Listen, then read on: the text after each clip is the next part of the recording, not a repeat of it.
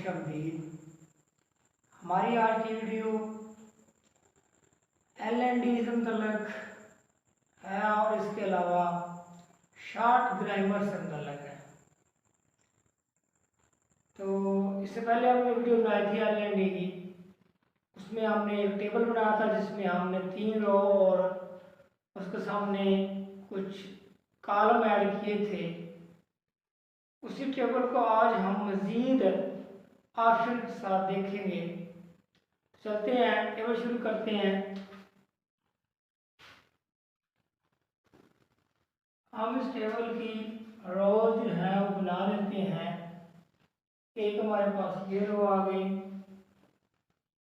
दूसरी रो और इस तरह तीसरी रो हमारे पास आ गई। हमने टेबल को 3 रोज में तकसीम किया था और प्रोनाउन के 3 ग्रुप बनाए थे। पहले ग्रुप में हमने ही शी इट को रखा था, दूसरे में हुई दे यू और तीसरे में आई को।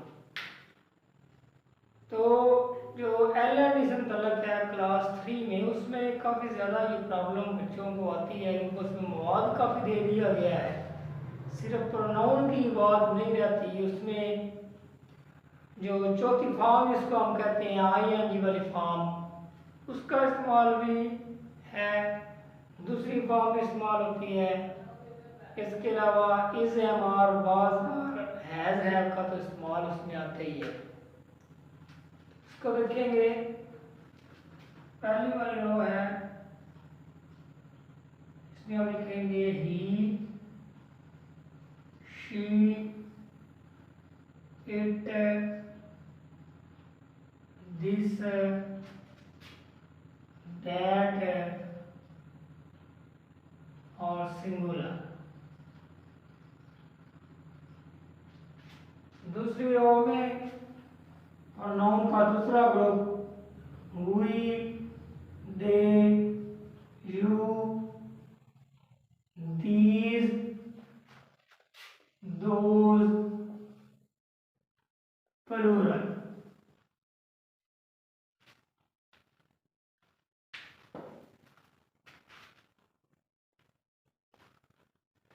और तीसरे ग्रुप में आई रखा था हमने। इसके बाद हमने इसके कॉलम बनाए थे, एक कॉलम फिर दूसरा कॉलम। अब इस लाइन को मिटाना पड़ेगा क्योंकि कॉलम जो है वो हमें ज़्यादा करने पड़ेंगे। 2 इसको बढ़ाते जाएंगे। 2 कॉलम की हमने बात की थी, इसके अलावा बार बार की बात तीसरे कॉलम में की थी, जबकि आज हम मजीद 2 कॉलम जो हैं उनको बढ़ा देंगे, जिससे हमारा टेबल जो है वो बड़ा हो जाएगा, लेकिन हमारा मजीद जो मटेरियल है वो इसमें आ जाएगा। हमने कहा था कि पहली रो इनिशिएट दिस दैट सिंगुलर का प्रोनाउन का हमने एक ग्रुप बनाया था। इसमें हमने कहा था कि अगर पहला ग्रुप प्रोनाउन का आ जाए तो इसके साथ हम इज लगाते हैं, और दूसरा ग्रुप आ जाए तो हम आर लगाते हैं, और तीसरा ग्रुप में चूंकि सिर्फ आई है तो आई के साथ सिर्फ एम आता है। दूसरे कॉलम वाली बात में हमने कहा था हैज और हैव वाली बात में हैज, दूसरे के साथ हैव और तीसरे के साथ भी हैव। तीसरे रो में वाज वाली बात थी, तो इसमें हमने वाज लगाया, इसमें हमने वर लगाया और इसमें भी हमने वाज लगाया। तो इस तरह ये बात तो प्रीवियस लेक्चर की हमने जहाँ तक पढ़ी है कि पहले ग्रुप के साथ इज हैज आएगा, दूसरे ग्रुप के साथ आर या हैव आएगा, और तीसरे ग्रुप के साथ आई जो है उसके साथ एम या हैव आएगा।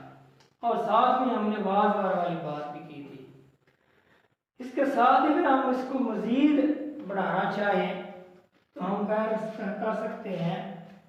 इसमें प्रेजेंट सिंपल टेंस या प्रेजेंट इंडेफिनिट टेंस वाली बात को अगर हम जानना चाहें तो अगर प्रोनाउन ये हो पीछे he she it this that singular वाले प्रोनाउन हो तो उनके साथ डज या अगर मनफी फिक्रा है तो डज नॉट इस्तेमाल होगा। जबकि अगर दूसरा ग्रुप है तो उसके साथ डू और डू नॉट इस्तेमाल होगा। इस तरह तीसरे ग्रुप के साथ भी डू और डू नॉट वाला ऑप्शन इस्तेमाल होगा, यानी कि इसमें डज नहीं होगा। तो डज किन के साथ आता है? अगर आप क्वेश्चन सवालिया बना रहे हैं, इंटरोगेटिव बना रहे हैं प्रेजेंट सिंपल टेंस या प्रेजेंट इंडेफिनिट टेंस में, तो इन प्रोनाउन के साथ he she it this that singular के साथ डज आएगा। और अगर आप नेगेटिव यानी मनफी फिक्रा बना रहे हैं तो उसमें डज नॉट आएगा। जबकि दूसरा ग्रुप आ जाए तो उसके साथ डू आएगा इंटरोगेटिव में, सवालिया फिक्रों में, और नेगेटिव में डू नॉट आएगा। आप तीसरे में देखें तो बिल्कुल दूसरे वाले फार्मूला लगेगा। तो इससे बात यह क्लियर हो सकती है कि डज किस में आता है और डू किस में आता है। तो आगे जो बात है वो एस और ई एस वाली बात हम करेंगे। इस तरह अगर पहला ग्रुप हो तो इनमें पहली फॉर्म के साथ प्रेजेंट सिंपल टेंस या प्रेजेंट डेफिनेट की बात करते हैं, तो इसमें एस या ई एस का इजाफा किया जाता है प्रेजेंट डेफिनेट टेंस में जब पीछे वर्ब पीछे प्रोनाउन ये हो, पहले ग्रुप वाले प्रोनाउन हो। और ये बात 3 वाले कोर्स में भी एस ई एस वाले से शामिल है।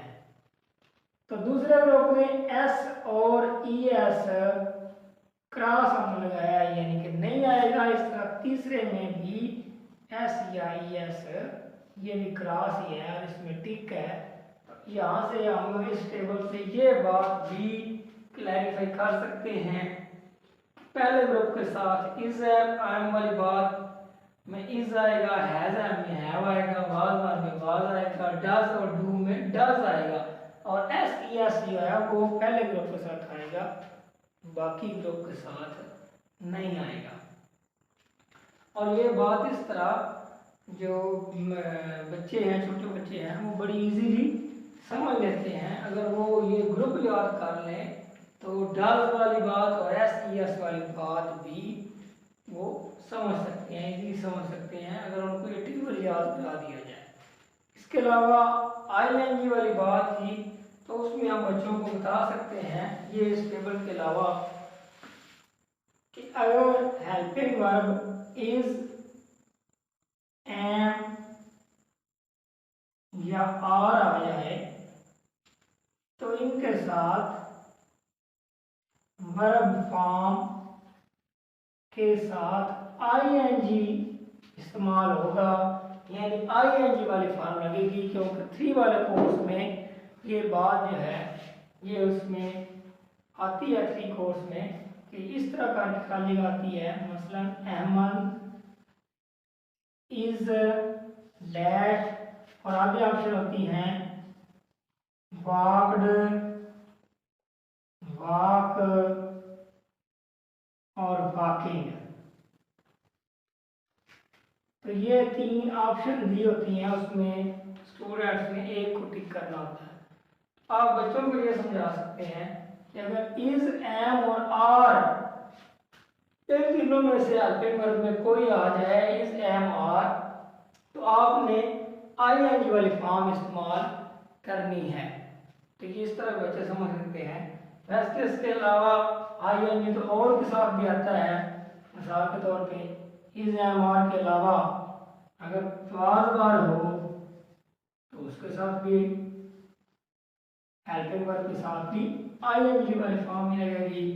इसके अलावा विल बी या शैल बी आ जाए तो इनके साथ आईएनजी वाली फॉर्म लगाएंगे। तो हम कह सकते हैं ये हेल्पिंग वर्ब जो है इज एम आर बार बार विल बी शैल बी आ जाए तो इनके साथ आईएनजी लगाएंगे।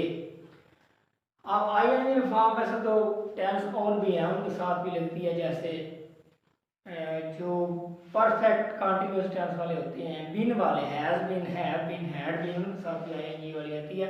लेकिन 3 कोर्स में, क्लास 3 वाले कोर्स में ज़्यादा इस्तेमाल इज एम आर के साथ ही आईएनजी आती है, या कहीं पे बार बार भी आता है। दिल भी शैली का इस्तेमाल नहीं है, लेकिन आप बच्चों को बता सकते हैं। बार बार इज एम आर अगर आप बच्चों को कह देंगे, अगर फिक्रे में आ गया है, इज आ गया है, एम आ गया है, आर आ गया, तो आपने आईएनजी वाली बुक, और इसके साथ ऑप्शन होती है रीड, रीड्स और रीडिंग। आप बच्चे ने इसमें से 3 ऑप्शन में से एक ऑप्शन चूज करनी है। तो बच्चे को अगर ये बात बताई हुई है कि इज एम आर आएगा तो आपने आईएनजी लगाना है। इज एम आर या वाज बार, मैंने बताया कि 3 में इज एम आर ही आता है, कहीं पे वाज बार आ सकता है। तो इज एम आर वाज बार आएगा तो आईएनजी में लगानी है। अब इसमें देखें, इसमें helping verb is am are है ही कोई नहीं, है कोई नहीं। अगर आएगा तो आईएनजी लगनी है, अगर इज एम आर नहीं आया तो इसका मतलब है आईएनजी वाले फॉर्म नहीं लगेगी। अब हमारे पास फॉर्म आएगी 2। अब आ जाए इस प्रोनाउन पे। पहले प्रोनाउन ही, इसका देखिए पहली लाइन में है, पहले ग्रुप में है, पहले ग्रुप में ही में आए तो इसके साथ फॉर्म लगनी है एस ई एस पर। एस ई एस जिसके साथ एंड पे आएगा, इसमें नहीं है, इसमें है, इसका मतलब है ये लगेगी। तो इस तरह बच्चा इसको अंडरस्टैंड कर सकता है और ये उनके लिए हेल्पफुल है। ये नहीं कि एक बार समझाने से बच्चे समझ आएंगे, कुछ बच्चे तो समझ आते हैं 1-2 बार में, लेकिन आप अगर इसको रिपीट करेंगे 4 से 5 मिनट बाद तो बहुत अच्छा जो है वो इसका आउटपुट, आपको अच्छी आउटपुट मिलेगी। तो इस तरह मतलब इज एम आर के लिहाज से आप आईएनजी वाली फॉर्म को रिलेट करके और फिर ईटीएट के साथ एससीएस को रिलेट करके ये जो मसला है इसको हल किया जा सकता है। अगर आपने अभी तक हमारा चैनल सब्सक्राइब नहीं किया तो इसको सब्सक्राइब करें, इसके साथ जो घंटी वाला बटन है उसको दबा दें ताकि हर आने वाली वीडियो का नोटिफिकेशन आपको मिलता रहे। नेक्स्ट वीडियो में हम बात करेंगे कंप्रीहेंशन का, मतलब कंप्रीहेंशन एल एंड डी में भी एक बड़ा मुश्किल है बच्चों के लिए, क्योंकि 3 क्लास के बच्चों के लिए रीडिंग करना, उसको समझना, फिर उसमें जवाब देना, तो उसके बारे में वीडियो जो है वो अपलोड की जाएगी। तब तक के लिए अल्लाह हाफ़िज़।